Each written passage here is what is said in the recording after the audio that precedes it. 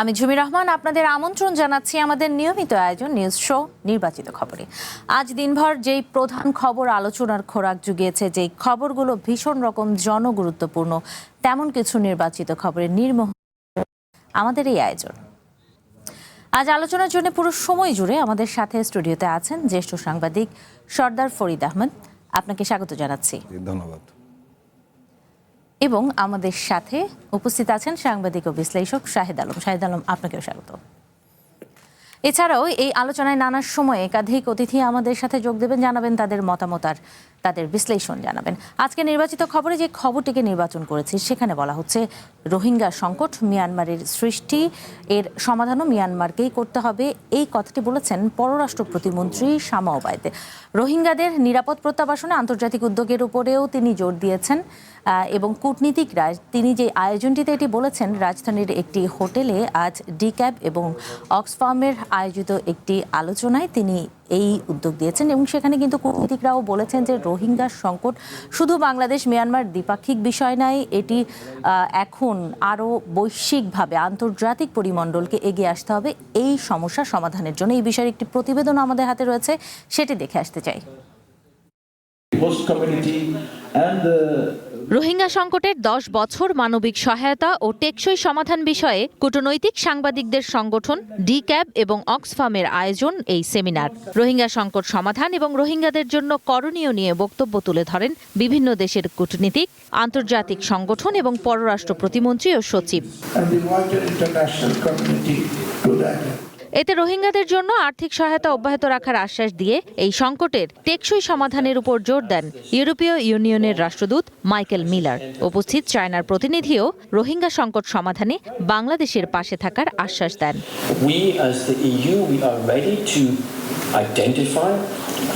রোহিঙ্গা সংকট সমাধানে সবার আগে প্রয়োজন রাজনৈতিকভাবে এর সমাধান খোঁজা। রোহিঙ্গা সংকট শুধু বাংলাদেশ মিয়ানমারের দ্বিপাক্ষিক বিষয় নয়, ইউরোপীয় ইউনিয়ন বাংলাদেশের পাশে আছে এই সংকট সমাধানে।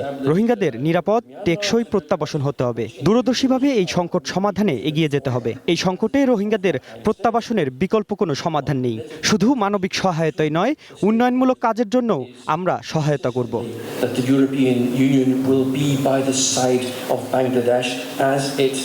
takes up its UNGA presidency. China has consistently been committed to active diplomatic efforts. পারস্পরিক বিশ্বাসের মাধ্যমে সম্পর্ক এগিয়ে নিতে হবে। চায়না রোহিঙ্গাদের নিরাপদ প্রত্যাবাসনে সাহায্য করতে আগ্রহী। Enhance mutual trust. রোহিঙ্গা সংকট সমাধানে বাংলাদেশের দীর্ঘদিনের নানা উদ্যোগের কথা উল্লেখ করে আন্তর্জাতিক সম্পর্ক বিশ্লেষক ডক্টর ইমতিয়াজ আহমেদ ভারত ও চায়নার জোরালো ভূমিকার উপর জোর দেন।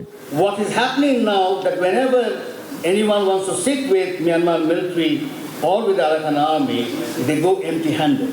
চায়না বাংলাদেশ এবং মিয়ানমারের 2019 সালের সেপ্টেম্বরে একটা পাইলট প্রকল্পের মাধ্যমে চেষ্টা করেছিল রোহিঙ্গা সংকট সমাধানে, কিন্তু তা আলোর মুখ দেখেনি। রোহিঙ্গা সংকট সমাধানে ভারত চায়নার জোরালো ভূমিকা প্রয়োজন।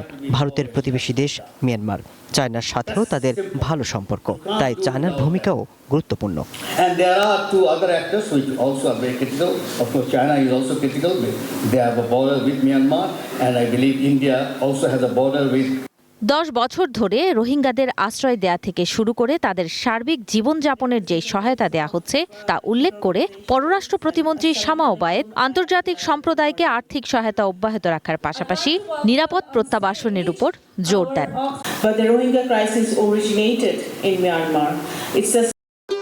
ভবিষ্যৎ হোক নিরাপদ, বিনিয়োগ হোক বিশ্বস্ত, আর আমার পছন্দ সল্ট বে।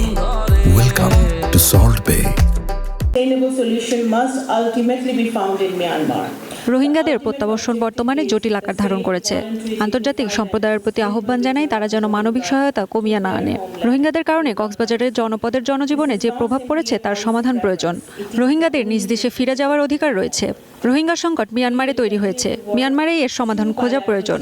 রোহিঙ্গাদের তথ্য যাচাই বাছাই প্রক্রিয়ার ক্যাম্পে জন্ম নেওয়া শিশুদেরও যুক্ত করতে হবে। প্রধানমন্ত্রী তারেক রহমানের চায়না সফরে যে আশ্বাস দেওয়া হয়েছে তা তারা রাখবে বলে আশা করছি। এই সংকটের 10 বছর যেন 20 বছরে পরিণত না হয়। The commitment that the Chinese president made this time during our honorable Prime Minister's visit will reflect in their actions also. সংকট সমাধানে বাংলাদেশ দ্বিপাক্ষিক চ্যানেল জাতিসংঘ সহ সকল আন্তর্জাতিক পরিমণ্ডলকে সাথে নিয়ে কাজ করছে বলেও জানিয়েছেন পররাষ্ট্র প্রতিমন্ত্রী। 10 years should not become 20. The Rohingya people. ছবি রহমান, ওয়ান নিউজ, ঢাকা। প্রতিবেদনটি দেখছিলাম আর একদিন পরেই যেটি আমরা বলবো যে বাংলাদেশে মিয়ানমারের যেই নাগরিকরা এসেছে রোহিঙ্গা সংকট, তাদের আসলে 9 বছর পূর্তি হবে, 10ম বছরে পারাবে। শাহেদ আলম, আপনার কাছেই আসি। অনেক চেষ্টা, সরকার গেছে, সরকার এসেছে, নানান চেষ্টা করা হয়েছে, আন্তর্জাতিক পরিমণ্ডলের কাছে সাহায্যও চাওয়া হয়েছে, কিন্তু আলোর মুখ বা সংকট সমাধানে আসলে আমরা কিন্তু কার্যত যে অগ্রগতি সেটি দেখিনি।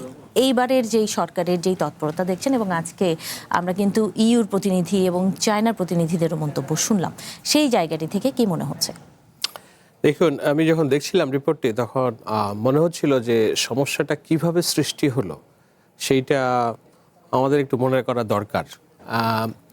এবং এই সমস্যা যখন একটা সৃষ্টি হয়, যারা সৃষ্টি করে তারা অনেক সময় আলোচনার বাইরে থেকে যায়, দ্যাট আইরনি। এখন আমি যদি খুব স্পষ্ট করে বলি, সেটি হলো যে শেখ হাসিনার সরকার যখন এটাকে কি বলে তার যে একটা স্বৈরতান্ত্রিক শাসন, দারুণ অজনপ্রিয় শাসন ব্যবস্থাকে বৈধতা দানের জন্য যখন তার কাছে কোনোই আর ইস্যু ছিল না, তার কাছে তার ভান্ডারে আর কোনো কিছুই ছিল না, তখন প্রকৃতিগতভাবে রোহিঙ্গা ক্রাইসিসটা সামনে চলে আসলো। এবং তিনি মাদার অফ হিউম্যানিটি একটা খেতাব নেওয়ার জন্য বাংলাদেশের স্বার্থকে জলাঞ্জলি দিয়ে যেভাবে বর্ডারকে একেবারেই উন্মুক্ত করে দিলেন, সেটি ছিল বাংলাদেশের ওই অঞ্চলের জন্য স্থিতিশীলতার সবচেয়ে বড় হুমকি। কিন্তু আয়রনের বিষয়টা হলো, যেহেতু তারা মুসলিম জনগোষ্ঠী এবং আমরাও সংখ্যাগরিষ্ঠ মুসলিম জনগোষ্ঠী, সুতরাং তাদের প্রতি আমাদের একটা ভ্রাতৃত্ববোধ ছিল। কিন্তু ওই যে বললাম যে মাদার অফ হিউম্যানিটি খেতাব পাওয়ার জন্য, বিকজ ন্যাশনালি তিনি তখন মাদার অফ গুনস, আর ইন্টারন্যাশনালি তার ভাবমূর্তি মাদার অফ হিউম্যানিটিতে উন্নীত হবে এই ভেবে। এবং আমরা যে বলি এতটা বছর আমরা স্বৈরতান্ত্রিক শাসনের জাতাকলে ছিলাম, ভোট এবং মানবাধিকার বিহীন একটা শাসন ব্যবস্থায় ছিলাম, তার পেছনে অন্যতম বড় ক্যাটালিস্টের হিসেবে শেখ হাসিনা এই যে রোহিঙ্গার আশ্রয়দানের ইস্যুটাকে পালন করেছিলেন এবং ইন্টারন্যাশনালি তার ইমেজকে বৃদ্ধি করেছিলেন। কিন্তু ওই যে দেখা যায় যে যখন আপনি আপনার ন্যাশনাল ইন্টারেস্ট ক্ষতি করে ইন্টারন্যাশনাল প্রভুদেরকে সন্তুষ্ট করেন, প্রভুরা সন্তুষ্ট হয় থেকে, কিন্তু আপনার যে ন্যাশনাল ইন্টারেস্টের ক্ষতি হয়ে গেল, এটা রিকভার হয় না। যার প্রমাণ দেখছি যে এই সমস্যাটা গত 10 বছর ঝুলে আছে আমাদের ঘাড়ের মধ্যে। এখন আপনি বলতে পারেন যে ঠিক আছে, সমস্যার পেছনে দোষ দিয়ে লাভ নয়, সমাধান কি? সমাধান আমি মনে করি যে এইখানে নানান রকম ইস্যু হয়, নানান রকম কথা হয়, কিন্তু ওই যে বললাম যে চীনের যেমন ভূমিকা আছে, অবশ্যই ভারতেরও ভূমিকা আছে। দেখুন, বর্ডার তো খালি বাংলাদেশের সাথে না, ভারতের সাথে আছে, তো তারা কেন ভারতে গেল না, এখানে কেন আসলো? তো বাংলাদেশেরও কি উচিত, ভারত যেমন পুশ ব্যাকের একটা রাজনীতি করে, বাংলাদেশেরও কি উচিত কিনা রোহিঙ্গাদের পুশ ব্যাকের রাজনীতি? কেননা তাদের নর্মাল প্রসেসে তো আমরা ফেরত দিতে পারছি না। একবার একটা পরীক্ষামূলকভাবে তাদেরকে ফেরত দেওয়ার একটা কাজ শুরু হয়েছিল, কিন্তু তারা সেখানে যেতে পারে নাই, কিংবা গেলেও ফিরে এসেছে আবার ওই একই পথে।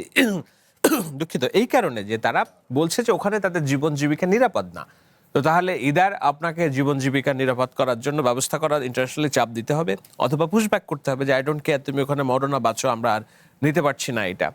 এটা খুব ক্রিটিক্যাল একটা বিষয়। আমি যদি এটা করতে চাই তাহলে ইন্টারন্যাশনালি বাংলাদেশ হিউম্যান রাইটসের অনেকগুলো ছকে নিচে পড়ে যাবে।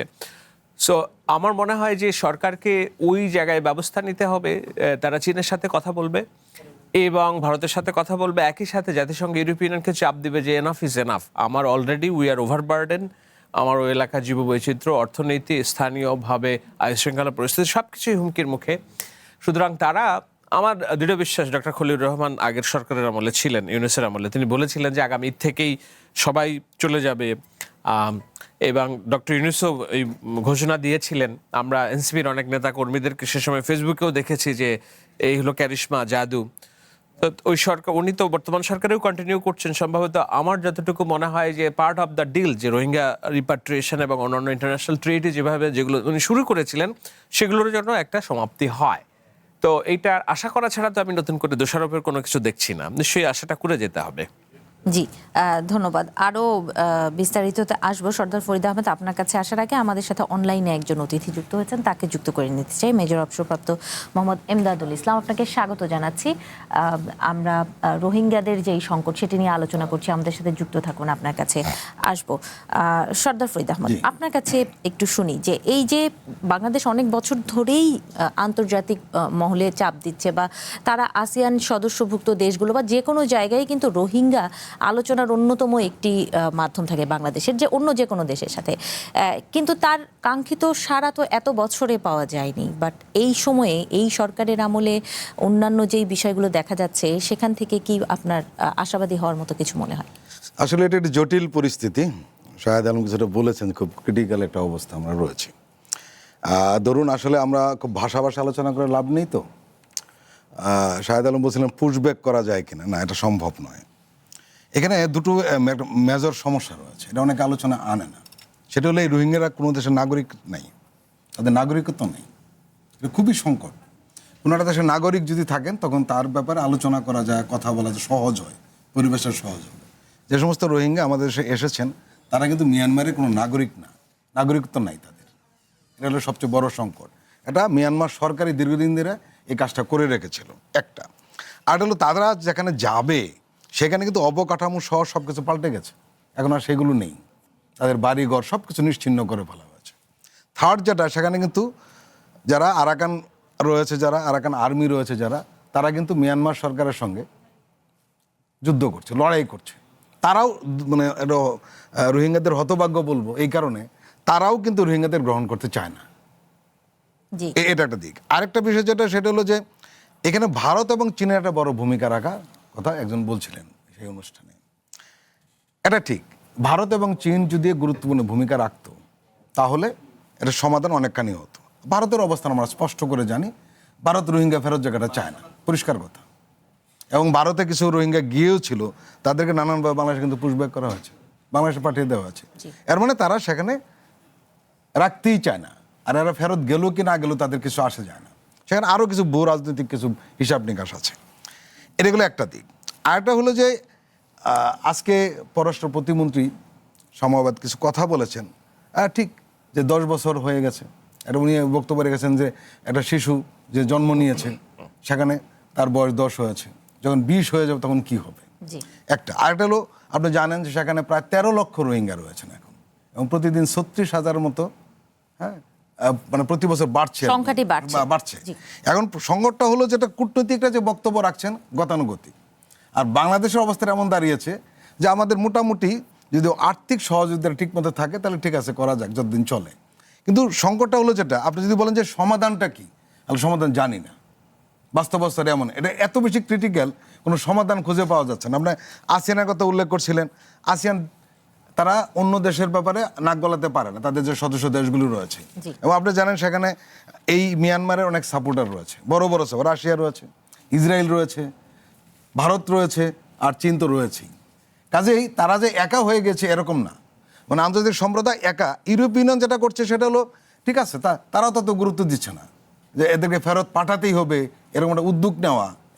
এখানে একটা কথা বলে রাখি, সেটা হলো যে এখানে আপনার রোহিঙ্গাদের হিসাব নিকাশ করার আগে মনে রাখা দরকার, আর সবাই কিন্তু মুসলিমদের ব্যাপারে এরা উদ্বাস্ত হয়ে যাবে, কোথাও মানবতার জীবনযাপন করবে, এর জন্য সারা পৃথিবী মাথা ঘামাবে, এমনটা ভাবা ঠিক নয়। গাজা আমাদের সামনে তার বড় প্রমাণ। কাজেই এই সমস্যাটা বাংলাদেশকেই মোকাবেলাটা করতে হবে, যেভাবে হোক না কেন, আন্তর্জাতিক সম্প্রদায়কে ইনক্লুড করা, যাই করা হোক না কেন, উদ্যোগটা বাংলাদেশের পক্ষ থেকে হতে হবে। কারণ বাংলাদেশ সরকার কীভাবে উদ্যোগ নেয় সেটা দেখার বিষয়। ডক্টর খলিল যখন পররাষ্ট্র জাতীয় নিরাপত্তা উপদেষ্টা ছিলেন এন্ট্রিম গভর্নমেন্টে, আমরা দেখলাম বেশ একটা উদ্যোগ নেওয়া হয়েছিল, নানানভাবে চেষ্টা করা হচ্ছিল, নানান ধরনের খবর আসছিল, কিন্তু আমরা সেই খবরগুলোর ফলো আবার এখন লক্ষ্য করছেন, যদিও উনি এখন পররাষ্ট্র মন্ত্রণালয়ের দায়িত্বে রয়েছেন।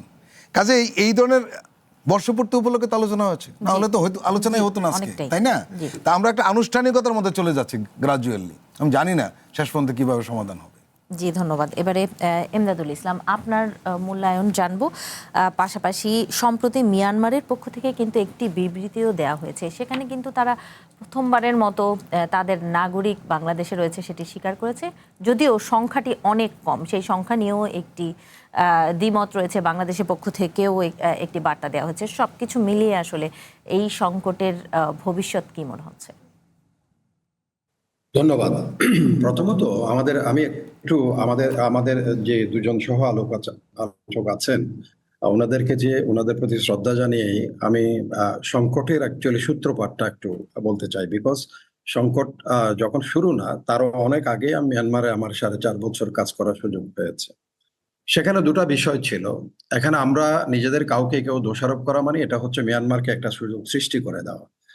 সেটা হচ্ছে মিয়ানমার তাদের যে ন্যাশনাল সিকিউরিটি স্টাডিজ সেন্টার আছে, সেখানে দুটা বিষয়ে তারা একমত হয়েছে। একটা হচ্ছে রোহিঙ্গাদের যে ডেমোগ্রাফিক সিনারিও এবং সেখানে যে রাখাইনরা আছে তাদের মধ্যে ডেমোগ্রাফিক সিনারিও, এটার মধ্যে একটা হচ্ছে অলমোস্ট ইকুয়াল বা কোনো কোনো ক্ষেত্রে নেগেটিভ, আর রোহিঙ্গাদের ক্ষেত্রে সেটা এত বেশি পজিটিভ, তাদের 7-8টা করে বাচ্চা আর ওদের 1টা বা 2টা ম্যাক্সিমাম। তো তাদের যেটা একটা কনক্লুশন সেখানে আছে সেটা হচ্ছে এক সময়ে রোহিঙ্গারা সেখানে আরাকানে তারা they will be the majority এবং রাখাইনরা সেখানে মাইনরিটি হয়ে যাবে, এবং এই কারণে কোনো এক সময় রোহিঙ্গারা সেখানে হয়তো তাদের স্বাধীনতার দাবি করে বসে থাকবে। এবং পার্শ্ববর্তী দেশ যেহেতু মুসলিম অথবা বাংলাদেশ যেভাবে বাংলাদেশ স্বাধীনতা অর্জন করেছে, হয়তো রোহিঙ্গারা সেখানে গিয়ে আশ্রয় নেবে, সশস্ত্র প্রশিক্ষণ গ্রহণ করবে এবং মিয়ানমারের বিরুদ্ধে অস্ত্র ধরবে এবং তারা স্বাধীন হয়ে যাবে। এর মধ্যে আরো একটা উপসর্গ যোগ হয়েছে সেখানে, সেটা হচ্ছে প্লান্টেড একজন, আমি বলবো যে হিজ এ প্লান্টেড এক ভান্তে, তার নাম উসালা ভান্তে, এবং সাবসিকুয়েন্টলি যেটা জানা গেছে সে চট্টগ্রাম বিশ্ববিদ্যালয়ে একসময় ছাত্র ছিল। সে ওখানে একটা ভবিষ্যৎবাণী করেছে যে মিয়ানমারে যদি কোনো বিপদ হয় সেটা হবে পশ্চিমাঞ্চলীয় অঞ্চল থেকে, অর্থাৎ ওয়েস্টার্ন কমান্ড বলে তারা আরাকানকে বা আরাকান স্টেটকে। এই দুটাকে মিয়ানমার সেনাবাহিনী খুব সিরিয়াসলি নিয়েই তারা অনেকদিন থেকে তাদের পরিকল্পনা তারা প্রণয়ন করছিল রোহিঙ্গাদের ওখানে মার্জিনালাইজ করার জন্য। তো তাদেরকে নেউইনের সময় থেকে শুরু করেছে, যদিও তখন উসালাবান্তের জন্ম হয় নাই, বাট নেউইন থেকে শুরু করা হয়েছিল যে এদেরকে মার্জিনালাইজ করতে হবে। তো মার্জিনালাইজ করতে গিয়ে প্রথমত তাদের যে নাগরিকত্বের কথা ছিল সেটা 88-এ নাগরিকত্বটা তাদেরকে বাদ দেওয়া হয়েছে। এরপরে এসে 94-95 দিকে এসে তাদেরকে ভোটাধিকার যেহেতু নাগরিকত্ব চলে গেছে, তাদের ভোটাধিকারও নাই, তাদেরকে হোয়াইট কার্ড দেওয়া হলো এবং মিয়ানমারের যারা নাগরিক তাদেরকে রেড কার্ড দেওয়া। এটা আমরা সবাই জানি, জাতিসংঘ এবং আন্তর্জাতিক সম্প্রদায়ও জানে। যখন এদেরকে ম্যাসিভলি যখন ড্রিভেন আউট করবে, তাদেরকে বের করা দিবে, সেটা কিন্তু জাতিসংঘ অনেকগুলো রিপোর্ট দিয়েছে, উত্থাপিত হয়েছে, সেই রিপোর্টগুলো ধামাচাপা দিয়েছে আন্তর্জাতিক সম্প্রদায়। যারা আজকে এখানে হোটেলে বসে লম্বা লম্বা কথা বলছে তারা কিন্তু এটা সবাই জানে। এখন সেখানে কথা হলো তখন কেন ধামাচাপা দিয়েছে, এটা আবার জাতিসংঘ আরেকটা ইনকোয়ারি কমিশন করেছে। সেই ইনকোয়ারি কমিশন জাতিসংঘ বরাবরই ঠুটে জগন্নাথ কোনো কিছুই করে নাই, রিপোর্টটা আমার কাছে আছে, দুটা রিপোর্টেই আছে আমার কাছে। তারা ধামাচাপা দিয়েছে, তাদের রিপোর্টটা আছে, আবার সেটা ইনকোয়ারি কমিশনের যে রিপোর্ট সেই রিপোর্টটা আছে। সুতরাং এটা ইজ এ ভেরি প্ল্যান ওয়েতে, কারণ আপনি 2017 সালের 24শে অগাস্ট কফি আনান কমিশন যখন হ্যান্ডওভার করলো নেপেডুতে, তারপর দিন 25শে অগাস্টে তারা যখন দেখেছে কফি আনান সবগুলো রিপোর্ট পজিটিভলি দিয়েছে in favour of the Rohingyas, এবং সেখানে একটা কশনারি ওয়ার্ড আছে ওই রিপোর্টে। সেই রিপোর্টে বলা হয়েছে যদি if it is not address Rohingya issues immediately, then it will not only engulf Bangladesh-Myanmar relationship, rather it will engulf the whole Southeast Asia. এবং সেখানে বড়সড় একটা সংকটের তৈরি হবে, এবং Northern Arakan is going to be a fertile land for the development of militancy, স্পষ্ট করে লেখা আছে সেখানে। তখন তারা কি করলো, একটা নাটক করলো, সেখানে আরসা বলে 24শে রাতেই 25 তারিখ থেকে তারা অপারেশন ক্লিন শুরু করেছে।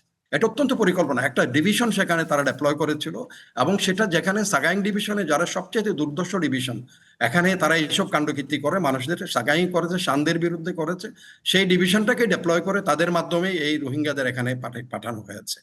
এবং সেখানে বাংলাদেশ এখন আশ্রয় দিয়েছে কেন বা দেয় নাই কেন, সেটা হলো বাংলাদেশের তৎকালীন প্রেক্ষাপট। মানুষের লক্ষ লক্ষ মানুষ যখন আমাদের দরজায় আসছে, এবং এই যে আমরা বলছি আমাদের মধ্যে একটা যত কিছু একটা ধর্মীয় বন্ধন আছে, তখন কিন্তু আমরা সবাই উঠে পড়ে লেগেছি মানুষদের সাহায্য করার জন্য। বাট এই যে না ফেরত যাওয়া, এখন সমস্যার সংকট, এটা কেন আরো প্রকট ধারণ করলো, এটা হলো আমরা বুঝে হোক না বুঝে হোক আমাদের এই পররাষ্ট্রনীতিতে যারা প্রণয়ন করেন তারা অনেকগুলো ভুল করেছেন। যেমন এই যে ডক্টর খলিল যে বড় ভুলটা করেছেন, সেটা তিনি বলেছেন করিডোরটা কার বিরুদ্ধে দিবেন? করিডোর দিবেন মিয়ানমার সেনাবাহিনীর বিরুদ্ধে। নেপেডো সেটা খুব সিরিয়াসলি নিয়েছে, নেগেটিভলি নিয়েছে। Is a strong negative message we have send to the Myanmar authority. এখন আজকে বলা হচ্ছে আবার একই ব্যক্তি একই সময়ে আমরা আবার এখন চীনে গিয়ে বলতেছি Bangladesh Myanmar Bangladesh corridor, economic corridor. দুদিন আমি গত বছরেই বলছি আমি করিডোর দিচ্ছি আরাকান আর্মিকে। মিয়ানমার সেনাবাহিনী it is not, they noted it, এবং China noted it very well.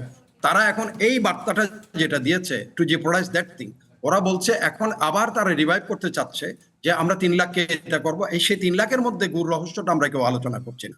সেই 3 লাখের মধ্যে বাবাকে অস্বীকার করা হয়েছে, ছেলেকে অস্বীকার করা হয়েছে, মাকে বলছে তুমি নাগরিক, বোনকে বলেছে তুমি নাগরিক, এক পরিবারের 4 জনকে বলছে তারা ঠিক আছে, 5 জনকে বলছে তারা ঠিক নাই। সুতরাং রোহিঙ্গাদের কাছে এবং তাদের সেখানে আমার এই যে লাস্ট বক্তা যিনি বললেন যে ওখানে কোনো কিছু নাই, সবকিছুকে তারা ডেমোলিশ করে 365টার মতো গ্রাম ধূলিসাৎ করে দিয়েছে তারা, ডেমোলিশ। ওখানে কোনো বাড়ি নাই, ঘর নাই, কিচ্ছু নাই। এবং রোহিঙ্গাদেরকে জানান দেওয়া হতো এখনো পর্যন্ত সিটিওর উপকণ্ঠে 2 থেকে 2.5 লক্ষ মানুষ 2012 সালে কনসেন্ট্রেশন ক্যাম্পে নিয়েছে। সেই কনসেন্ট্রেশন ক্যাম্প ওখানে আছে, তখন কিন্তু ওখানে শেখ হাসিনা যান নাই কিন্তু কনসেন্ট্রেশন ক্যাম্পে এই মানুষগুলোকে নিয়ে যাওয়ার জন্য। তো সেটার উপরে ডক্টর আজিম ইব্রাহিমের বই the hidden genocide inside Myanmar, এবং সেখানে এই যে স্লো বার্নিং জেনোসাইড ডক্টর মংজানি, যেটা অক্সফোর্ড এখন পড়ানো হয় থিওরিটা, এটা প্রণীত হয়েছে তাদের উপর। ওই সিটোর উপকণ্ঠে 2.5 লক্ষ মানুষের কনসেন্ট্রেশন ক্যাম্প এখনো আছে। সেটা কোফি আনান রিপোর্টে সেখানে উঠালে দেখবেন এই মানুষগুলোকে তাদের বাড়িঘরে যেতে দেওয়ার জন্য অনুরোধ করা হয়েছে। এটা 2012 সালের ঘটনা। আর 2017 সালে এদেরকে পাঠানো হয়েছে। এদের আবার যখন প্রত্যাবাসনের কথা আসছে, তারা জানে তাদের বাড়িঘর কোথাও নেই, তাদেরকে কনসেন্ট্রেশন ক্যাম্পে নিয়ে যাওয়া হবে, এবং it is declared, it is openly বলা হয়েছে। তখন এই মানুষগুলো বলছে আমরা সেখানে যাব না, দরকার এখানে মরে যাব। আন্তর্জাতিক এখন আমাদের যে ভুল যেগুলো আমরা করেছি এখনো করছি, আমরা এটাকে ইমদাদুল ইসলাম, এখানে আমি একটু আমাদের একজন অতিথি আপনাকে প্রশ্ন করতে চাই। এক সেকেন্ড আমি শেষ করি। আমরা যেটা করছি সেটাকে মাল্টিল্যাটারাল করতে চেষ্টা করেছি বরাবরই। চীন এখানে কখনো তার এমন একজন বন্ধুর পাশে বা তার সীমান্ত সন্নিহিত অঞ্চলে তার সাথে বড়সড় সেখানে ভূ কৌশলগত এবং ভূ অর্থনীতির স্বার্থ আছে, সেখানে এটাকে কখনো মাল্টিল্যাটারাল হবে এটা চাইতে দিবা না। এটা বাইল্যাটারাল করা উচিত ছিল, মিয়ানমারের সেনাবাহিনীর সাথে এটা করা উচিত ছিল। কিন্তু আমরা বলি আমরা সোকল গণতন্ত্র করে সেনাবাহিনীর সাথে আমরা কেমনে বসি কি একটা আমরা হনুরে টাইপের দেখিয়ে আর্মির সাথে, মিয়ানমার সেনাবাহিনীর সাথে করি নাই। আমরা করতে চেয়েছি ইউরোপিয়ান ইউনিয়নের সাথে, আমরা করেছি আমেরিকামুখী, আমরা করেছি জাতিসংঘমুখী। যেখান থেকে চীনের ব্যাটো, রাশিয়ান ব্যাটো বারবার আসছে, সেগুলো দেখেও আমাদের শিক্ষা হয় না। এখনো পর্যন্ত আমরা মাল্টিল্যাটারাল আছি। মেজর আমদাদ, আমার একটা প্রশ্ন ছিল। আপনি তো নিরাপত্তা বিশ্লেষক, আসলে এটা একটা বড় ধরনের সংকট আমাদের দেশের জন্য। আপনি যেহেতু এই বিষয়ে খোঁজ খবর রাখেন, আপনার কাছে একটা প্রশ্ন, সমাধানের উপায়টা কি? আসলে আমরা বিশ্লেষণ করছি সবাই, নির্দিষ্ট কোনো সমাধানের কোনো পথ আছে? আছে, একদম আছে, পরিষ্কার আছে। সেটা হচ্ছে বাইলেটারাল। মিয়ানমার সেনাবাহিনীকে এনগেজ করতে হবে, তাদের জেনারেলদের এনগেজ করতে হবে। এই সমস্যার সমাধানের পথ একটা মাত্র, এটা বহুবার আমি বলেছি। বাইলেটারাল রাজি হবে? জি, তারা তো রাজি হচ্ছে না। তারা রাজি হবে না কেন? কে বলছে তারা রাজি হচ্ছে না? আপনি কাকে অ্যাপ্রোচ করেছেন? আমাদের কোন পররাষ্ট্রমন্ত্রী তাদের একজন সেনাপ্রধানের সাথে গিয়ে দেখা করেছে, কথা বলেছে বলেন? আমাদের কোন রাষ্ট্রপ্রধান গেছে মিয়ংকে, জেনারেল মিয়ংকে কে দাওয়াত করেছে এখানে? অথচ ভারত এই পর্যন্ত 5 বার তারা দাওয়াত করে নিয়ে গেছে। They have given the red carpet reception him. ভারতের হিসাবটা একটু আলাদা, তাহলে আমাদের আলাদা হবে কেন? স্বার্থ তো আমারও আছে, আমি তো বিপদে আছি। জি, আমি স্বার্থ দেখবো না কি মারামারি করবো? ভারতের বাদ দেন, ক্লোজ দ্যাট। বাট আমি কি করেছি? আমি কাকে দাওয়াত করেছি মিয়ানমার? বলেন কে আসছে এখানে হাই লেভেলের? ওটা তো আমাদের neighbour. You can choose your friend, but you can choose your neighbor. Major Amdad, একটি প্রশ্ন আমি একটু করতে চাই যে আমাদের যিনি পররাষ্ট্রমন্ত্রী রয়েছেন তিনি বলেছেন যে আরাকান আর্মির সাথে তার যোগাযোগের একটি সুযোগ রয়েছে, কিন্তু এখন পর্যন্ত আপনি যেটি বলছেন ভারত সরাসরি যোগাযোগ করছে, বাংলাদেশ এখন পর্যন্ত যদি বলি দীর্ঘ 9 বছরে পারেনি, তাহলে বাংলাদেশের কি সেই পথটি নেই বা বাংলাদেশ কি গুরুত্ব দিচ্ছে না নাকি পারছে না? Sorry, it is the disaster. Arakan Army is a non-state actor. তার সাথে আমার একটা স্টেট, আমাদের পররাষ্ট্রমন্ত্রী কেন যোগাযোগ থাকবে বলবে? আমাদের যোগাযোগ থাকবে নেভিডোর সাথে, জেনারেল মিয়ং এর সাথে, মিয়ানমার সেনাবাহিনীর জেনারেলদের সাথে। আরাকান আর্মি তো আমাদের পার্বত্য চট্টগ্রামের শান্তি বাহিনীর মতো একটা অফশুট নন-স্টেট অ্যাক্টর। না তার আর্মি আছে, না তার কোনো এয়ারফোর্স আছে, না তার কোনো নেভি আছে। তো তার সাথে আমি কেন দরম মরম করতে যাব? এটা this given a blunder and negative message and disastrous message to the Naypyidaw from our side. জি, আপনাকে ধন্যবাদ জানাচ্ছি আমাদের সময় দেওয়ার জন্য। আমরা বিরতিতে যাব, বিরতির থেকে এসে এই বিষয়ে যদি কিছু যুক্ত করার থাকে। না ঠিক আছে, না উনি যেটা বললেন আমার মনে হয়েছে যে একপাক্ষিক বললেন, মানে উই অলওয়েজ লুক ফরওয়ার্ড, ওটা আমাকে দেখতে হবে যে what coming next. So what coming নেক্সটের বিচারে ওনার কথার বিপরীতে আমি কথা বলবো বিরতির পরে। জি, বিরতির পর নিশ্চয়ই। দর্শক, নির্বাচিত খবরে একটি ছোট্ট বিরতি নিচ্ছি, ফিরছি একটু পর, সঙ্গেই থাকুন।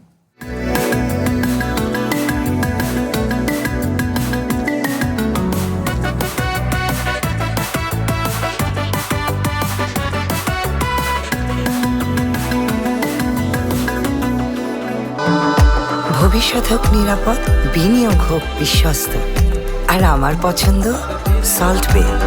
Welcome to Salt Bay. স্বাগত আর একবার নির্বাচিত খবরে। আলোচনা করছি রোহিঙ্গা সংকট এবং এর সমাধানের পথ কী হতে পারে সেটি নিয়ে। আমাদের সাথে অতিথি যুক্ত ছিলেন বিরতির আগে। শাহেদ আলম, আপনি সেই প্রেক্ষিতে কিছু বলতে চাচ্ছিলেন, এবং পাশাপাশি আমি আরেকটু যুক্ত করি যে সম্প্রতি মিয়ানমারের পক্ষ থেকে যে বিবৃতি দেওয়া হয়েছে, প্রথমবারের মতো তারা রোহিঙ্গা তাদের দেশের নাগরিক বাংলাদেশে রয়েছে সেটি স্বীকার করেছে। যদিও সংখ্যাটি অনেক ব্যবধান, বাংলাদেশে যেটা 12-13 লাখ বলা হচ্ছে, মিয়ানমারের পক্ষ থেকে সেটি 5 লাখ এবং 3 লাখ রোহিঙ্গা শরণার্থীকে দেশে ফিরিয়ে নিতে তারা ইচ্ছা প্রকাশ করেছে, যদিও পরিস্থিতি স্বাভাবিক হওয়ার ওপর। এটি জানতে চাইব। এবং পররাষ্ট্র প্রতিমন্ত্রী কিন্তু আজকে একটি গুরুত্ব দিয়েছেন যে ক্যাম্পে যেই শিশুরা জন্ম নিচ্ছে তাদেরকে যুক্ত করে সংখ্যাটি গ্রহণযোগ্যভাবে নির্ধারণের। সব কিছু মিলে আসলে এই যে যেই বিভ্রান্তি এবং দুই দেশের মধ্যে তার সমাধানে এখন পর্যন্ত কিন্তু দুই দেশের উচ্চ পর্যায়ের কোনো বৈঠকও আমরা কিন্তু দেখিনি। আপনার মন্তব্য জানবো। আমি আগে বিরতির আগে বলছিলাম যে উনি যেটা বললেন এটা একপাক্ষিক কেন মনে হয় আমার কাছে, শ্রদ্ধা রেখেই বলছি, কেননা মানে যার যার বিশ্লেষণ তার কাছে। এই কারণে যে আমি যেই পরিস্থিতি সৃষ্টি হয়েছিল বার্মাতে, আপনাকে দেখতে হবে যে আরাকান স্টেটের নিয়ন্ত্রণ যাদের হাতে, তারা কিন্তু এখনো সেই নিয়ন্ত্রণ ছাড়ে নাই। এবং আপনাকে একটা ছবি দেখাই তাহলে বুঝবেন, আমি জানি না এটা দেখা যাবে কিনা। আমরা কয়েকদিন আগে এটা নিয়ে আলোচনা করছিলাম যে আরাকান বার্মার কোন অলচান কাদ দখলে, আমি জানি না ক্যামেরাম্যান দেখাচ্ছেন কিনা। সো এইটাকে দেখতে হবে যে একটা বার্মা একটা মানচিত্র, কিন্তু এখানে কিন্তু অন্তত 12 থেকে 13টা উপজাতি তাদের নিয়ন্ত্রণ প্রতিষ্ঠা করেছে এক একটা অঞ্চলে। উত্তরে একজন জাতিগত গোষ্ঠী, এবং নেইপিডোর সাথে যে সম্পর্ক রাখার কথা বলেছেন, হুইচ ইজ পলিটিক্যালি কারেক্ট, যে একটা দেশ ক্ষমতায় আছে, নেইপিডোর সাথে আমার, অর্থাৎ রাজধানীর সাথে আমার সম্পর্ক রাখতে হবে, কিন্তু রাজধানী কতখানি হোল বার্মাকে নিয়ন্ত্রণ করছে, দ্যাটস পলিটিক্স, বা সমাধান দিতে পারছে। আমার জানা মতে নেইপিডো অর্থাৎ বার্মার রাজধানীর নিয়ন্ত্রণে খুব বড় এলাকা নেই, সীমানা নেই, সেন্টার এবং বেশ কিছু এলাকা আছে। কিন্তু আপনি উত্তর বলেন, পশ্চিম বলেন, দক্ষিণ বলেন, বিভিন্ন জাতিগোষ্ঠী, সশস্ত্র জাতিগোষ্ঠী বারবার নিয়ন্ত্রণ করছে। সেইখানে আপনাকে দেখতে হবে যে এই অবস্থার অচিরেই কোনো সমাধান নেই, কেননা এক একটা জাতিগোষ্ঠীকে সমর্থন দিচ্ছে আবার এক একটা সুপার পাওয়ার। কোনো একটা জাতিগোষ্ঠীকে দিচ্ছে আমেরিকা, কোনোটাকে চীন দিচ্ছে, কোনোটাকে ভারত দিচ্ছে।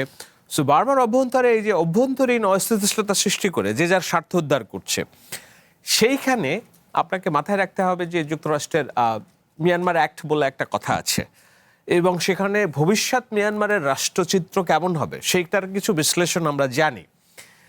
তো সেই জায়গায় যেসব অঞ্চল হাতছাড়া হয়ে গেছে নেইপিডোর, এবং যেখানে সশস্ত্র বিদ্রোহী গোষ্ঠী নিয়ন্ত্রণ করছে, তারা কি আলটিমেটলি এটার নিয়ন্ত্রণে থাকবে, নতুন রাষ্ট্র হবে, নাকি মিয়ানমারের জান্তা সরকার আবার এদেরকে পরাস্ত করে আবার নিয়ন্ত্রণ প্রতিষ্ঠিত করবে? আপনারা জানেন নিশ্চয়ই যে মিয়ানমারের রাষ্ট্রীয় সীমান্তরক্ষী বাহিনীকে ওই সশস্ত্র বাহিনী যেভাবে আক্রমণ করার পর তারা বাংলাদেশ সীমান্তে এসে আশ্রয় নিয়েছিল, হ্যাঁ, প্রাণ ভয়ে। তো এই ধরনের ঘটনাগুলো ঘটছে। সেক্ষেত্রে আমি একেবারেই বলবো না মানে বাংলাদেশের সয়েল ব্যবহার করে কোনো পররাষ্ট্রে অস্থিতিশীলতা তৈরি হোক, এটার পক্ষে আমি যুক্তি দিব না। কিন্তু আপনার সাথে দেখতে হবে ইন্টারন্যাশনাল পলিটিক্স কি বিহেভ করছে, এবং সেই সাথে প্রতিবেশী রাষ্ট্রেরও ইন্টারনাল পলিটিক্স কি বিহেভ করছে। সেই জায়গায় আমি যদি শুধুমাত্র নেইপিডোর সাথে সম্পর্ক রাখি, তাহলে আমি তাদেরও নানান রকম প্রতিবন্ধকতার সম্মুখীন হতে দেখি। সেই জায়গায় ইটস টাফ ডিল। আমার ধারণা এই টাফ ডিলটা সরকার করতে হবে, এবং যেহেতু আমাদের পররাষ্ট্রমন্ত্রী উনি জাতিসংঘের নিরাপত্তা পরিষদের মতো একটা বড় জায়গায় যাচ্ছেন, আমার মনে হয় যে ওনার যদি কোনো সুযোগ থেকে থাকে ইন্টারন্যাশনালি এই জিনিসটাকে উঠানোর জন্য, এই লিডারশিপের সুযোগটা প্রথমবার মতো বাংলাদেশ পেয়েছে ওনার জয়ের মধ্য দিয়ে, সেইটা উনি করবেন কিনা, বাংলাদেশ সেই উদ্যোগ নেবে কিনা, সেগুলো নিয়ে আলোচনা হতে পারে। কিন্তু একপাক্ষিক শুধু আমি নেপিডোর সাথে সম্পর্ক রাখবো আর অন্য সব দরজা বন্ধ করে দিব, অনেক সময় কাটা দিয়ে কাটা তুলতে হয়। এবারে কিন্তু জাতিসংঘের যে অধিবেশন সেখানে একটি সেশন রাখা হচ্ছে রোহিঙ্গাদের সংকট নিয়ে, যেটা এর আগেও আমরা দেখেছি, এবারও আছে। এবং এবার জাতিসংঘের যেহেতু ইলেক্টেড প্রেসিডেন্ট আমাদের পররাষ্ট্রমন্ত্রী, সেই জায়গা থেকে আশা করা যায়। আমি ওই জন্যই বলছি, যেহেতু এইটার আমি তো বারবার বলছি, আমি জানি না what is the deal between Yunus গভর্নমেন্টের জাতীয় নিরাপত্তা উপদেষ্টা বনাম তারেক রহমানের পররাষ্ট্রমন্ত্রী। তো মনে হয় যেমন যেই সব কাজগুলো উনি শুরু করেছিলেন সেগুলোর একটা কন্টিনিউশন হইতে পারে, একটা পসিবল পোটেনশিয়াল ডিল বিএনপি চেয়ারপারসনের সাথে, প্রধানমন্ত্রীর সাথে। আই এম নট শিওর, কিন্তু ওই যে আশাটা করি, যেহেতু এবার এবং ওনার জয়ের পেছনে উনি নিজেই বলেছেন যে মাননীয় প্রধানমন্ত্রী যদি নিজে উদ্যোগ না নিতেন তাহলে আমি এই জয় সম্ভব হতো না। তার মানে সরকারের দৃশ্যমান হয়তো এখনই কোনো অগ্রগতি আমরা বলতে পারতেছি না, কিন্তু ভিতর থেকে সমস্যাটাকে স্থায়ীভাবে সমাধানের জন্য যে রাষ্ট্রকল্প, রাষ্ট্রচিন্তা, পররাষ্ট্রচিন্তা, এইটি নিশ্চয়ই করে মিস্টার রহমান তাকে নিয়োগ দিয়েছেন এবং ইন্টারন্যাশনালি লবি করেছেন, বাংলাদেশের সমস্ত পররাষ্ট্র রাষ্ট্রযন্ত্রকে ব্যবহার করেছেন যেন তিনি নির্বাচিত হতে পারেন। তো আমরা দেখি না জাতিসংঘ অধিবেশনে যদি বিষয়টা আসে, হয়তো আমরা আরো বড় পরিসরে এটা নিয়ে আলোচনা করতে পারবো, এটা সমাধান আসতে পারে। জি ধন্যবাদ। ফরিদ আহমেদ, আপনি কিছু? আমি যদি একটা কথাই বলছি, সেটা হলো দ্বিপাক্ষিক ভাবে যে সমাধানটা, এটা আসলে হচ্ছে না। কারণ হলো রোহিঙ্গারা যে জায়গায় যাবে, নেপথ্য তো সেখানে নিয়ন্ত্রণে নেই। জি, তাহলে কি কোন জায়গায় নিয়ে যাবে তাদেরকে? কাজেই আমাদের নানান ধরনের অ্যাঙ্গেল থেকে চেষ্টা করতে হবে যেভাবে সমাধান করা যেতে পারে। সেখানে যারা ওই এলাকাটা নিয়ন্ত্রণে রয়েছে তাদের সঙ্গে আলাপ করতে হবে, নেবুদের সঙ্গে আলাপ করতে হবে। কিন্তু ফাইনালি নেবুদের সঙ্গে আলাপ করলে যে সমাধান হবে এমনটা আশা করার সুযোগ নেই। কারণ রোহিঙ্গাদের যে এলাকা তারা বসবাস করতো সেটা তো এখন মিয়ানমার সরকারের নিয়ন্ত্রণে নেই, একেবারেই নেই। এবং শুধু তাই নয়, নানান জায়গাতে যে বিদ্রোহ গোষ্ঠীগুলি রয়েছে। ভবিষ্যৎ হোক নিরাপদ, বিনিয়োগ হোক বিশ্বস্ত, আর আমার পছন্দ সল্ট বে। ওয়েলকাম টু সল্ট বে। অনেক বড় বড় এলাকা দখল করে রয়েছে এবং সবচেয়ে অবাক কাণ্ড আপনি শুনলে অবাক হবেন, যেটা এমন মিয়ানমারের সঙ্গে চীনের ভালো সম্পর্ক, তাই না? কিন্তু বিদ্রোহী এমন জাতিগত গোষ্ঠী রয়েছে যেখানে চীন তাদেরকেও সহযোগিতা করছে তার ব্যবসায়িক কারণে। কাজে এখানে নানান জটিলতা রয়েছে। এই কারণে শুধু দ্বিপাক্ষিক সম্পর্ক করলে যে সমাধান হবে এমনটা না। তবে একটা আশার কথা, সেটা হলো যে এই বিষয়টা পররাষ্ট্র প্রতিমন্ত্রী কিন্তু বলছিলেন যে বারবার এই আলোচনাটা সামনে আনা দরকার যাতে শেষ হয়ে না যায়। এখন সামনে সাধারণ পরিষদে একটা আলোচনা হবে, এটা আমরা একটা আশাবাদী যে হয়তো নতুন কোনো একটা উদ্যোগের ব্যাপার আমরা দেখবো। অন্তত আর কিছু না হলেও হয়তো আর্থিক যে সংকটটা তৈরি হচ্ছে রোহিঙ্গাদের সেখানে লালন পালনের জন্য, সেটার হয়তো একটা ভালো সমাধান হতে পারে। জি ধন্যবাদ। আমরা পরবর্তী প্রসঙ্গে চলে যাচ্ছি।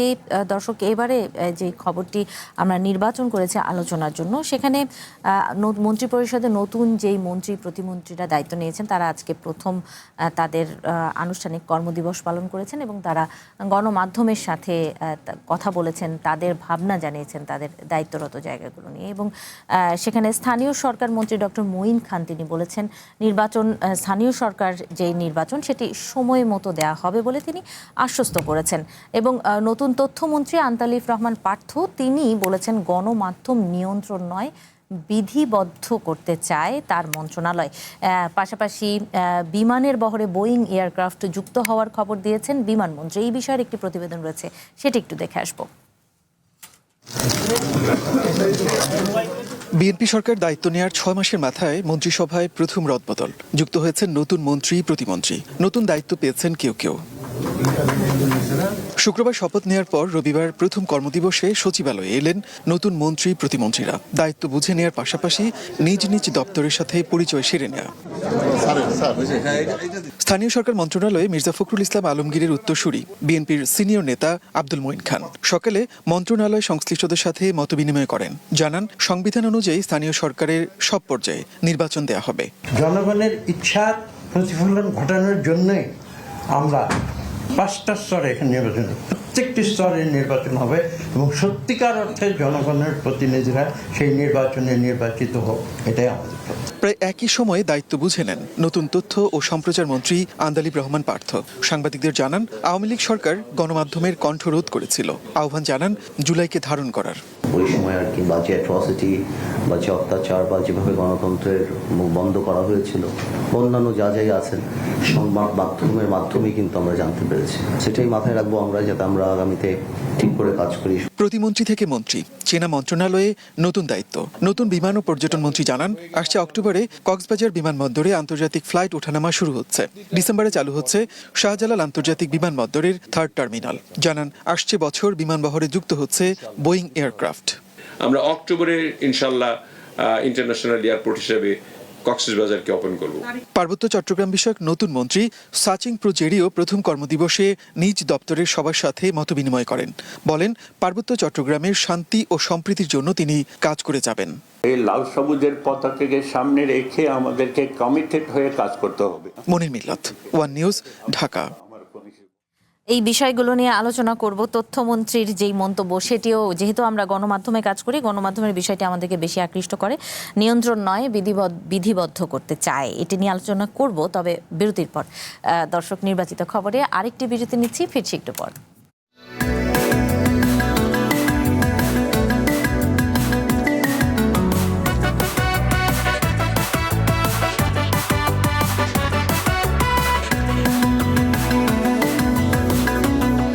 আবারও স্বাগত। নির্বাচিত খবরে নতুন যারা সচিবালয়ে মন্ত্রীর দায়িত্ব নিয়েছেন তাদের বক্তব্য নিয়ে আলোচনা করব এবার। শাহেদ আলম, আপনার কাছে আসি। আমি তথ্যমন্ত্রীর একটি প্রশ্ন বিরতির আগে আপনার কাছে রেখেছিলাম। নিয়ন্ত্রণ নয়, বিধিবদ্ধর কথা বলছেন। আসলে কি ধরনের বিধিবদ্ধে তিনি আবদ্ধ করতে চান গণমাধ্যমকে? ওয়েল, নতুন ইনফরমেশন মিনিস্টার নিশ্চয়ই তার যে পরিকল্পনা সে অনুযায়ী তিনি কাজ করবেন, কিন্তু আমি দেখি না যে এই সরকারের যে প্রিন্সিপাল, সেই প্রিন্সিপালের বাইরে যেয়ে তিনি নতুন কিছু করবেন। তো এই সরকারের প্রিন্সিপাল গণমাধ্যম সংক্রান্ত কি, সেটি হলো গণমাধ্যম স্বাধীন থাকবে, কোনো খবরদারি চলবে না, এবং নানান রকম লাঠিয়াল বাহিনী না, লাঠিয়াল মানুষ এর আগে যারা আগের সরকারের আমরা দেখেছি যাদেরকে নিয়োগ দেওয়া হয়েছিল, তারা গণমাধ্যমের লেঠাল হিসেবে পরিচিত ছিল। আনুষ্ঠানিকভাবে অনানুষ্ঠানিকভাবে তারা নানা রকম হুমকি ধামকি দিত। দেখুন, আমি কয়েকদিন আগে একজন পত্রিকার এডিটরের সাথে কথা বলছিলাম, আমরা কফি খাচ্ছি, তা আমাকে বলছেন যে আমি নতুন একটা সমস্যার মধ্যে পড়ে গিয়েছি। কি ধরনের সমস্যা? সেটা হলো যে আওয়ামী লীগের আমলে আমাদেরকে একদম ইনস্ট্রাক্ট করতো যে এই রিপোর্ট করতে হবে, এটা করতে হবে, এই লাইন দিতে হবে, এই লাইন দিতে হবে, এই লাইন দিতে হবে, এই লাইনে। আচ্ছা, ইউনূসের আমলে তাও আমরা কিছু একটা করলে প্রধানমন্ত্রীর কার্যালয় থেকে পাল্টা একটা রিপোর্ট দিত, না এটা হয় না এভাবে, ওইটা হয় না এভাবে, ভুলগুলো রয়েছে, ভুলটি ধরিয়ে দিতেন তারা। কিন্তু এই সরকারের আমলে আমরা তো কোনো ইনস্ট্রাকশন পাচ্ছি না। আমরা কি ভুল করছি না ঠিক করছি, ডান পথে আছি না বা পথে আছি, কেউ কোনো কথা বলে না। এখন এত স্বাধীনতা কি আমরা খুব ভালো লাগছে, নাকি আমাদের ভিতরে আরো একটা ভয় আছে যে আমাদেরকে ছেড়ে দিয়ে দেখছি আমরা কত দূর যেতে পারি? এমনও হয়েছে যে আমরা নিজেরা, আমি একদম কোট আনকোট বলছি, আমি পত্রিকার সম্পাদকের নাম বলছি না, কোট আনকোট বলছি, যে কোনো একটা বিষয় নিয়ে আমরা প্রেস সেকশনে জিজ্ঞাসা করার চেষ্টা করেছি যে এরকম আপনাদের কোনো ইনস্ট্রাকশন আছে কিনা। তারা আমাদের উত্তর দিয়েছে যে আমাদের জন্য দোয়া করেন, আপনার যেভাবে ভালো লাগে সেভাবে করেন। তো এইটা আমরা নতুন একটা সংকট হিসেবে বলছে। এখন এমন হতে পারে গণমাধ্যম যে শৃঙ্খলার মধ্যে আবদ্ধ থাকতে পছন্দ করে এবং তাদের যে চিরায়িত চরিত্র এবং স্বভাব, সেইটা উন্মুক্ত করে দিয়েছে বর্তমান সরকার। একটা গণমাধ্যমকে বলতে পারবেন না কেউ যে ফোন করছে আপনি রিপোর্টটা এইভাবে কেন করলেন। তাহলে কি যারা কর্মী রয়েছে তারাই কি স্বাধীনভাবে চিন্তা করতে এখন অনেকটা ভুলে গেছে? হতে পারে। এখন স্বাধীনভাবে চিন্তা কে করছে না, এটা হলো কথা। আমি তো দেখি গণমাধ্যমের প্রচুর সমালোচনা হচ্ছে। আজকে সালাউদ্দিন সাহেব ব্রাহ্মণবাড়িয়ার ঘটনায় বললেন, আমি কার্টুনিস্ট মেহেদি কার্টুন রেখেছেন, অনেকেই বলছেন যে উনি তাহলে কি ব্রাহ্মণবাড়িয়াকে স্বায়ত্তশাসন দিয়ে দিক। আমি তো সমালোচনা কোনো দিক থেকে কম দেখছি না। কোথায় ইভেন আপনাদের চ্যানেল 1-এই রিপোর্ট হয়েছে যে প্রধানমন্ত্রীর বন্ধু পরিচয়ে একজন মন্ত্রী কেমনে তছনছ করছে সবকিছু।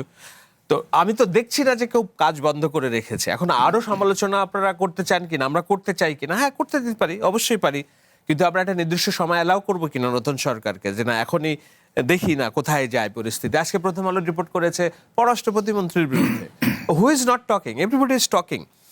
নিয়ন্ত্রণের যে বিষয়টা বলা হচ্ছে, গভর্নমেন্টের প্রিন্সিপাল হচ্ছে যে আমরা নিয়ন্ত্রণ করব না, কিন্তু এই নিউ মিডিয়ার যুগে সুযোগে কিছু মানুষ তো এটার তথ্য অপকর্ম করছে। একটা নারীকে আপনি ক্যামেরায় ধরবেন তার সামনে থেকে, ইংরেজিতে একটা শব্দ আছে ভয়েরিজম। ভয়েরিজম কি? আপনি লুকিয়ে যদি তার দিকে যৌন লিপ্সা নিয়ে তাকান, সেটা ভয়েরিজম। ভয়েরিজম মারাত্মক অপরাধ।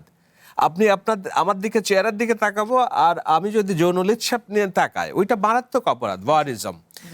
আমি দেখছি যে সোশ্যাল মিডিয়া, নিউ মিডিয়ার ক্যামেরাম্যান, যারা সাংবাদিক, যারা তথাকথিত সাংবাদিক হয়ে গিয়েছে, তারা নারীর কে ক্যামেরা ধরছেন পেছন থেকে, নিচ থেকে, এমন ভাবে ধরছেন যে এইগুলো সেক্সুয়ালি অফেন্ডেড বিষয়, সেটা আবার অনেকটা জুম করে বড় করে এক্স্যাক্টলি। তো সেইটাকে কি আপনি নিয়ন্ত্রণ করবেন না, না আপনি উন্মুক্ত করে দিবেন গণমাধ্যমের স্বাধীনতার নামে? আমি শেষ করি। আপনি যখন রাস্তায় গাড়ি চালাবেন, এটা আপনার অধিকার, আপনি রাস্তায় গাড়ি চালাবেন, রাষ্ট্র আপনার রাস্তা তৈরি করে রেখেছে গাড়ি চালানোর জন্য, কিন্তু আপনি গাড়িটাকে পথচারীর উপরে চাপা দিতে পারবেন না। দিলে কি হবে? আপনার লাইসেন্স বাতিল হবে, আপনার মামলা হবে।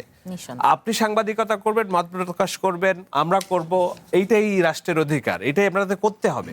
কিন্তু আমি সেটা করতে যদি ওয়ারিজম করি, আমি যদি ব্যক্তি চরিত্র হনন করি, আমি মিথ্যা গুজব ছড়াই, আমি এআই নির্ভর জিনিস দিয়ে চরিত্র হনন করি, দ্যাট শুড বি অ্যাকাউন্টেবল। কিন্তু সেই অ্যাকাউন্টেবলটা যেন হাসিনার আমলের মতো না হয়, ডিজিটাল সিকিউরিটি অ্যাক্ট, এইটা সেটা। বরঞ্চ আমি বলেছি গণমাধ্যমের মুরব্বীদের সাথে নিয়ে নিজেদের বাউন্ডারি নিজেরা সেট করা, যে আমরা এই বিষয়গুলোকে অপরাধ হিসেবে ধরবো, এই অপরাধগুলোকে অপরাধ হিসেবে ধরবো না। সেটা সরকার চাপিয়ে দিলে সমস্যা, আসতে হবে এই গণমাধ্যমের স্টেক হোল্ডার। সামাজিক যোগাযোগ মাধ্যমগুলোতে সবচেয়ে বেশি এই ধরনের সংকট। হ্যাঁ, আমি ওইটাই বলছি, কারণ আপনাকে বুঝতে হবে এখন তো গণমাধ্যম বলতে, আচ্ছা আমরা বলি তথ্য সম্প্রচার মন্ত্রী, কিন্তু তথ্য সম্প্রচার যখন ছিল তখন ছিল পত্রিকা সাংবাদিকতা, এরপরে হয়েছে টেলিভিশন সাংবাদিকতা।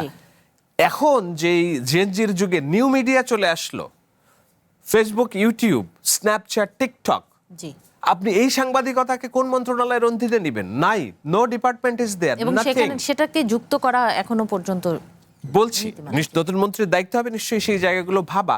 এমনকি আমাদের এটা নিয়ে কোনো দপ্তরও নাই, নীতিমালাও নাই। সো গণমাধ্যমের নিয়ন্ত্রণরা কিভাবে এটাকে রাইট ওয়েতে রেখে আরো দায়িত্বশীলতার কাজটা নির্ণয় করা যায়, নিশ্চয়ই গভর্নমেন্টের এই প্রিন্সিপালসটা নতুন মন্ত্রী দেখবেন, স্ক্রুটিনাইজ করবেন, এটাই হয়তো বলতে চেয়েছেন, আমি অ্যাজিউম করি। জি, ধন্যবাদ। সর্দার ফরিদ আহমেদ। আসলে শাহেদ আলমের সঙ্গে আমার আলোচনা একটু পার্থক্য হয়ে যাবে। প্রথম কথা হলো, আপনি মিডিয়াতে কাজ করছেন অনেকদিন ধরে, একসময় আমাদের এখন সবাই আওয়ামী লীগের সাংবাদিক, এখন কি? এখন সবাই বিএনপি সাংবাদিক। একটা অদ্ভুত ব্যাপার, এর মানে সাংবাদিকদের একটা প্রবলেম রয়েছে। শাহেদ আলম বলছিলেন যে কোনো সম্পাদক বলতেছিলেন যে সরকার থেকে কোনো ইনস্ট্রাকশন দেওয়া হচ্ছে না, কেন দিবে? জি, আমরা আপনার পরে অনলাইনে যাব, আপনি বলুন, আমি অনলাইনটি রেডি করছি। তাহলে সরকার কেন দিবে যে ইনস্ট্রাকশন আশা করে কেন একজন সম্পাদক? এটা একটা আরেকটা প্রবলেম। আর লাঠিয়াল সাংবাদিক তৈরি হয়ে যাচ্ছে, আমি বলছিলাম যে সবাই এখন বিএনপি সাংবাদিক হয়ে যাচ্ছে, একটা প্রবলেম হলো। আসলে মিডিয়াতে কিভাবে চলবে না চলবে সেটা সাংবাদিকরাই তার মর্যাদা রক্ষা করবে, মিডিয়া রক্ষা করবে। আর সবচেয়ে যে প্রবলেমটা হয়েছে সেটি হলো সাংবাদিকদের কাজ কি, নানান ধরনের ব্যাখ্যা দেয়। সাংবাদিকদের কাজ ক্ষমতাধরদেরকে প্রশ্ন করা, এই প্রশ্ন করাটা সাংবাদিকরা ভুলে গেছে। যদি প্রশ্ন করে তাহলে বলে যে কেন প্রশ্ন করবে, অমুককে প্রশ্ন করা যাবে, অমুককে করা যাবে না, এই ধরনের ক্রাইটেরিয়া রয়েছে। আর মন্ত্রীরা যে কথা বলেছেন আজকে, আপনি যেটা আলোচনা উঠেছেন, এটা গতানুগতিক সবাই কথা বলেছে, সব পুরনো কথা বলেছে। এবং তথ্যমন্ত্রী যেটা বলেছেন বিধিবদ্ধ, আমি জানি না কি তার কোনো হয়তো উনি পরিকল্পনা করে বলেছেন কিনা, আর এত তাড়াতাড়ি পরিকল্পনা করা সম্ভব নয়। মিডিয়ার বিষয়টা যেটা হলো যে আসলে প্রবলেমটা যেটা হয়েছে সেটা হলো কি, আমরা দেখি যারা তথ্য মন্ত্রণালয়ের দায়িত্ব নিচ্ছেন তারা আসলে এই জগৎটা সম্পর্কে জানেন, এই একটা প্রবলেম। এই জগৎটা খায় না মাথায় দেয়, এদের অনেক ধারণা নেই। আর যে নিউ মিডিয়ার কথা বলা হচ্ছে, এটা তো বিশাল ব্যাপার। আপনি খেয়াল করে দেখবেন, এখন কারো ব্যাপারে কোনো ফেক ইমেজ তৈরি করা সম্ভব হয় না এই সোশ্যাল মিডিয়ার কারণে। বিশাল ব্যক্তিত্ব, বিশাল বুঝে, ইত্যাদি ইত্যাদি, তার ক্লিন ইমেজ, এগুলো কোনো কাজে লাগে না। আমরা ইন্ডিয়াতে দেখেছি বলা হচ্ছে যে 24 বছরের মোদির যে ফেক ইমেজ 24 দিনে ভেঙে দিয়েছে, 2 সপ্তাহের মধ্যে। এখানে কোনো ফেক ইমেজ দাঁড় করানোর এখন সুযোগ নেই, এই জিনিসটা মাথায় রাখা দরকার। কারণ সোশ্যাল মিডিয়া এতই স্ট্রং যে মূলধারার, আপনার একটা বলি আমি, মূলধারার মিডিয়া শক্তিশালী না সোশ্যাল মিডিয়া শক্তিশালী? লাস্ট একটা জরিপ হয়েছে আমেরিকাতে, সেখানে 56% নিউজের জন্য সোশ্যাল মিডিয়াতে ঢুকে, আর বাকি 46%, 44% ঢুকে মূলধারার মিডিয়া। এমন মূলধারার মিডিয়া পিছিয়ে গেছে। কেন গেছে? মূলধারার মিডিয়া এই কারণে পিছিয়ে গেছে, তার একটা উদাহরণ আমাদের প্রতিবেশী দেশে রয়েছে। সেখানে মিডিয়ার নামই হয়ে গেছে গদি মিডিয়া, এবং সাংবাদিকতার নতুন শব্দ। যদি বিদ্রুপাত্মক হাসি ঠাট্টার ব্যাপার, কিন্তু এটা ঢুকে গিয়েছে। এখন আমাদের দেশের সাংবাদিকরা কি করবে? আপনি লক্ষ্য করবেন সাংবাদিকরা ফেসবুকে স্ট্যাটাস দিচ্ছে, জি, কারো পক্ষে কারো বিপক্ষে, অদ্ভুত ব্যাপার। মানে সে আগেই বলেছে আমি কি। এটা কি মনে হচ্ছে এখন যেই সরকার রয়েছে, আমরা যেমন আওয়ামী লীগের সময় বলি যে তারা ইনস্ট্রাকশন দিত বা তাদের না, এখন ইনস্ট্রাকশন লাগছে না। জি, তারা কি যেমন নিজে দায়িত্ব যেমন মির্জা ফখরুল ইসলাম আলমগীর বলছিলেন যে আমরা চাই না কোনো সাংবাদিক আমাদের পক্ষে মানে মাঠে নেমে পড়ুক, কিন্তু আমরা লক্ষ্য করেছি যে সাংবাদিকরা আমাদের পকেটে ঢুকে পড়ে। জি, এর মানেটা হলো রাজনীতিবিদদের সরকারকে দোষারোপের চেয়ে সাংবাদিকরা নিজেদের মর্যাদা রক্ষা করা দরকার। বাংলাদেশে সাংবাদিকরা পলিটিক্যাল অ্যাক্টিভিস্টের মতো কাজ করে, তাহলে তার মর্যাদা থাকবে কোথায়? ওকে, এই যে একটা প্রবলেম দাঁড়িয়েছে, এটা বড় ধরনের প্রবলেম দাঁড়িয়েছে। সর্দার ফরিদ, আমি শেষ আমি বলি, আমি জানি না সময় থাকবে কিনা, আমি জানি না সময় থাকবে কিনা। আপনি সাংবাদিকতার স্টুডেন্ট, আমি খুবই দুঃখিত যে আপনার বৈশ্বিক সাংবাদিকতা সম্পর্কে কোনো ধারণাই নেই। না, আমি বলি পৃথিবীর যাবৎ সাংবাদিকরা রাষ্ট্র কোন পথে চলবে তার নিয়ন্ত্রণ। আমি একটা কথা বলি, সাংবাদিক আমি টকশোতে তর্ক করি না। হ্যাঁ, আপনি একটা কথা বললেন না যে আপনার বৈশ্বিক সাংবাদিক সম্পর্কে ধারণা নেই, শেষ করে দেন। এই ধরনের কথা বলাটা আসলে শায়দ ঠিক না। আপনি রেশাল মার্ডোকে চিনেন? না, আমি বলি আপনি টাকার কালসান। আরে ভাই শুনেন, এরা শাহেদ আলম, আপনি আমাকে বলতে দিচ্ছেন না। না, আমি একটা কথা বলি। আমি কোত্থেকে সাংবাদিকতা না থাকলে ইসরায়েল রাষ্ট্র তৈরি হইতো না। সাংবাদিকতা না থাকলে আপনাকে একটা কথা বলি, শাহেদ আলম, সাংবাদিক রাষ্ট্র যাবে, এটা ডিরেকশন দেয় হচ্ছে সাংবাদিক। সাংবাদিক হচ্ছে আমি একটা কথা বলি, টকশোতে কি টকশোর কাজটা কি? টকশোর কাজটা কি? অমুক জানে না, তমুক জানে, এটা বলেন না। টকশোর মতামতের মাধ্যমে, ইনফরমেশনের মাধ্যমে মানুষকে পার্সু করে, এই তো।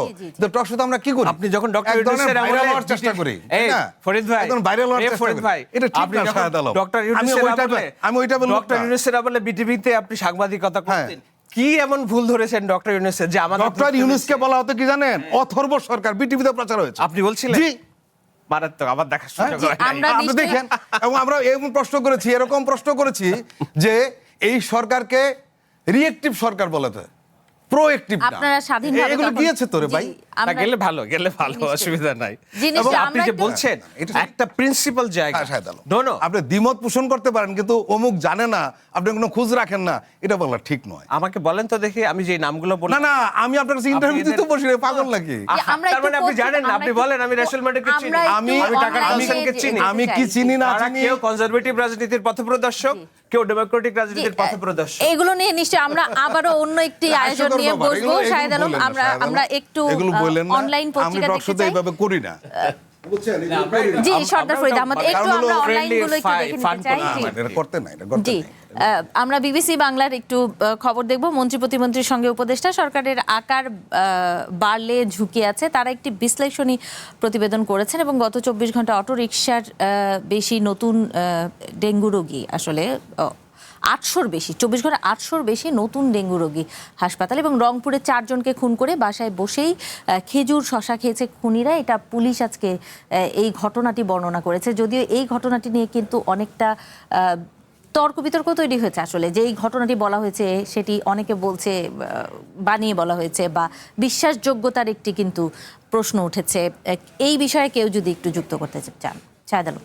জি, এখানে একটু এই প্রশ্নটা যেটা হলো বানিয়ে বলা হয়েছে, আচ্ছা ওকে ফাইন, কেন বানিয়ে বলা হয়েছে? ধরুন আমি বললাম যে পুলিশের কথা ঠিক না, তাহলে ঠিক কি সেটা তো আমার বলতে হবে। জি, নিশ্চয়ই। হ্যাঁ, আমি বললাম ঠিক না, ওকে, এটা কোনো মতামত না, কিন্তু জি, নিশ্চয়ই আমাকে উল্টোটা বলতে হবে তো যে ভাই এটা ঠিক, এটা ঠিক। যোগাযোগ মাধ্যমে আলোচনা সমালোচনা, সোশ্যাল মিডিয়াতে এটা হতে পারে, সোশ্যাল মিডিয়াতে এই বিতর্কটা উঠিয়েছে, এবং কারা কেন উঠিয়েছে এই আলোচনা না করাই ভালো, আমরা জানি সবাই। জি, আমরা আরেকটি অনলাইন একটু দেখতে চাই, প্রথম আলো একটু দেখবো আজকের। তারা মন্ত্রণালয়, পররাষ্ট্র মন্ত্রণালয় 2 জন প্রতিমন্ত্রীর দায়িত্ব বন্টন করে দিয়েছে, যেটি একেবারে শেষ রাতে আমরা পেয়েছি যে পররাষ্ট্র প্রতিমন্ত্রী 1 হুমায়ুন কবির এবং পররাষ্ট্র প্রতিমন্ত্রী 2 শামা ওবায়েদ, তাদের নির্ধারিত। আপনি নিশ্চয়ই কিছু বলবেন। এটা আমি জানি না, বাট আমার যেটা মনে হয়েছে, যখন অ্যাডভাইজার, ফরেন অ্যাডভাইজার, দেখুন আপনাকে দেখতে হবে যে মিনিস্ট্রির মধ্যে যদি খুবই করিতকর্মা 2-4 জন মিনিস্টার থাকে, আমি হুমায়ুনকে এক করিতকর্মা হিসেবে দেখি, যে সে প্রচুর রান করছে, ন্যাশনাল ইন্টারন্যাশনাল নালা ট্রাভেল করছে, ইন্ডিয়া বাংলাদেশ ডিল করছে, বাংলাদেশ ইউকে ডিল করছে, কিন্তু তার signatory, he is not a signatory till he become a minister. তো যে এবং সামাবাদ পররাষ্ট্র মন্ত্রণালয় দেখছে।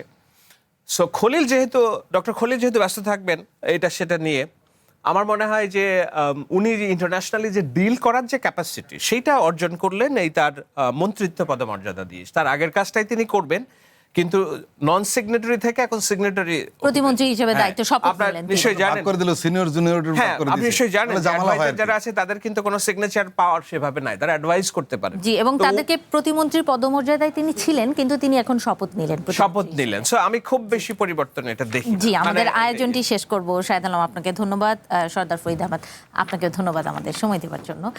দর্শক, এই ছিল আজকের নির্বাচিত খবরে। আগামীকাল আবারও দেখা হবে। শুভরাত্রি।